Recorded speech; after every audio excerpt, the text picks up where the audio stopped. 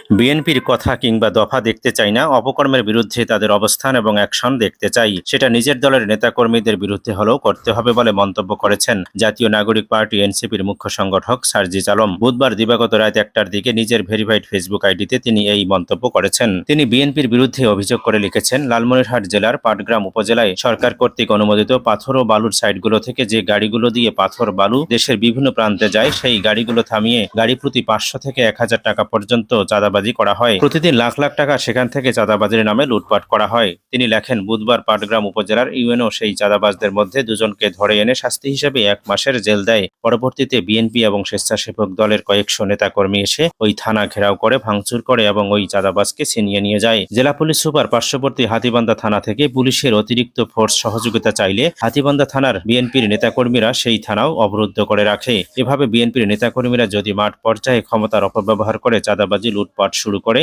কিংবা চাঁদাবাজদের প্রোটেক্ট করে, তাহলে দেশ সংস্কার হবে কিভাবে? স্থানীয় লোকজন বলছে, সেখানকার যিনি এমপি মনোনয়ন প্রত্যাশী তার মদদে এসব হচ্ছে বলেও উল্লেখ করেছেন সার্জিস আলম।